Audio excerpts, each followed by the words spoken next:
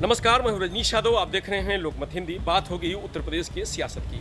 तो पिछले कई दिनों से एक खबर सोशल मीडिया पर तैर रही थी और उसमें ये था कि बसपा सुप्रीमो मायावती अब पार्टी की कमान किसी और को सौंपेंगी और राजनीति से संन्यास लेंगी। इसके पीछे की क्या सच्चाई है, आइए उस पर चर्चा करते हैं। बात यह है कि बसपा सुप्रीमो मायावती का जो राष्ट्रीय अध्यक्ष का कार्यकाल है 2 साल का, वो समाप्त हो रहा है। ऐसे में दूसरी राष्ट्रीय अधिवेशन में किसको चुना जाएगा और कौन राष्ट्रीय अध्यक्ष होगा बसपा का अगला, इसको लेकर के लोग कयास लगा रहे थे। ये कयास इसलिए लगा रहे थे क्योंकि इस बार भतीजे आकाश आनंद को बसपा सुप्रीमो मायावती ने एक पार्टी की बड़ी जिम्मेदारी दी है।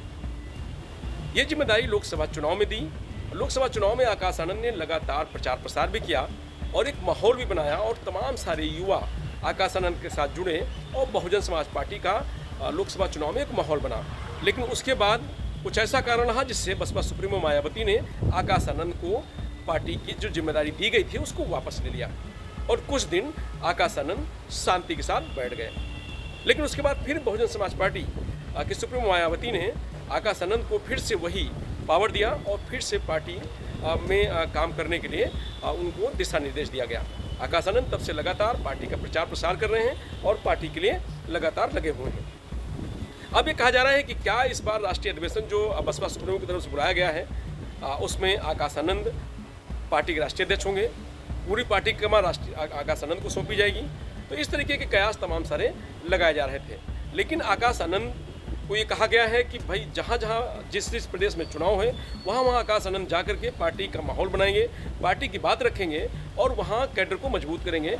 बसपा सुप्रीमो उसके बाद वहाँ जाएंगी और जनसभा करेंगी और फिर चुनाव का जो आखिरी जनसभा होगी वो बसपा सुप्रीमो उस प्रदेशों में जाके करती रहेंगी। तो आकाश आनंद को माहौल बनाने के लिए लगातार बीएसपी की तरफ से एक्टिव किया गया है, यानी बुआ की तरफ से, मायावती की तरफ से एक्टिव किया गया है।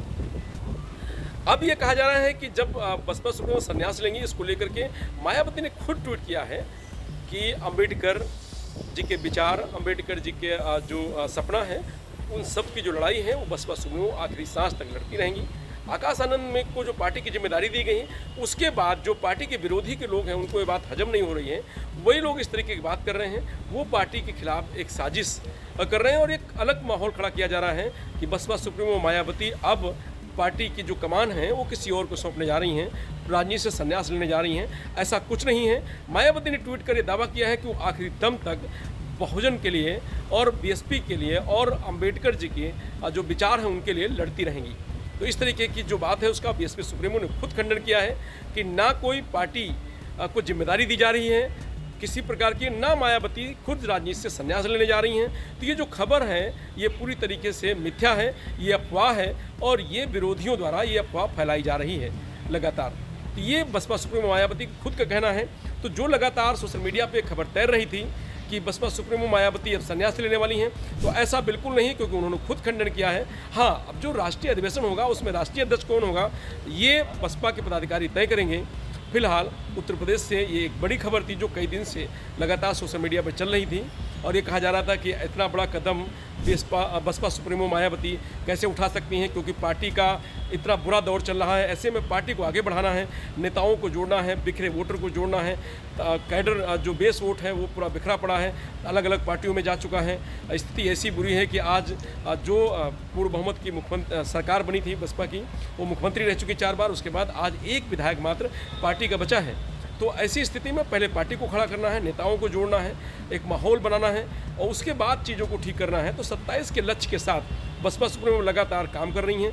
यही बात है कि इस बार बाई इलेक्शन में भी वो बड़ी दमदारी से चुनाव लड़ने जा रही हैं, जो 10 सीटों पर लोकसभा विधानसभा चुनाव होना है। तो बीएसपी लगातार एक्टिव है। आप देखें भारत बंद के जिस दिन ऐलान हुआ उसमें बहुजन समाज पार्टी के जो नेता और कार्यकर्ता थे वो सड़कों पर थे। तो बहुजन समाज पार्टी इसमें ये लगी हुई है कि किसी तरीके से पार्टी खड़ी हो, जो खोई हुई ज़मीन है वो वापस आए और तमाम सारे जो नेता हैं गए पार्टी से चले गए हैं या जो नेता नाराज़ हैं उनको मनाया जाए, जो कार्यकर्ता जो वोटर है उसको फिर से बीएसपी में वापस लाया जाए। तो ये जो लड़ाई है, पहले ये लड़ाई ज़रूरी है कि पार्टी से संन्यास लिया जाए और पार्टी को छोड़ा जाए, किसी को जिम्मेदारी दी जाए। ये सब बसपा सुप्रीमो मायावती के लिए बाद में है। पहले ये है कि पार्टी फिर से पुराने फॉर्म में लौटे। इस पर लगातार फोकस बनाया गया है। आकाश आनंद को युवाओं को जोड़ने के लिए जिम्मेदारी दी गई है, इसीलिए आकाश आनंद लगातार अन्य प्रदेशों में भी जनसभाएं कर रहे हैं, लोगों से संपर्क कर रहे हैं। उत्तर प्रदेश में भी एक माहौल बनाने का काम किया था, तो प्रदेश जो बाकी प्रदेशों में चुनाव होने हैं, उस चुनाव के बाद फिर उत्तर प्रदेश लौटेंगे और यहाँ भी एक माहौल बनाएंगे। लेकिन तब तक वो बाकी प्रदेशों में लगे हुए हैं। बसपा सुप्रीमो मायावती भी लगातार नज़र बनाए हुए हैं कि 10 जो उपचुनाव होने हैं उसमें किस तरीके से पार्टी चुनाव लड़े, ताकि यहाँ पर खाता खुले और एक दमखम के साथ वापसी हो पार्टी की। तभी तो आरक्षण को लेकर के लगातार बसपा सुप्रीमो मुखर हैं, बीजेपी का लगातार विरोध कर रही हैं। उन पर यह भी आरोप लगातार लगता रहा है कि वो बीजेपी की बी पार्टी हैं, बीजेपी का हमेशा सपोर्ट करती हैं। तो तमाम सारी बातें हैं जिसको मायावती को ख़त्म करना है, जो लगा हुआ ठप्पा है उसको ख़त्म करना है, जो वोट बैंक था उसको वापस लाना है, तमाम सारे नेता जो नाराज़ हैं उनको वापस लाना है, पार्टी को फिर से लाके खड़ा करना है। तो ये लड़ाई बसपा सुप्रीमो की है। और आज जो उन्होंने खंडन किया है कि किसी प्रकार की जो पार्टी की जिम्मेदारी है या पार्टी से संन्यास की जो बात है वो गलत है।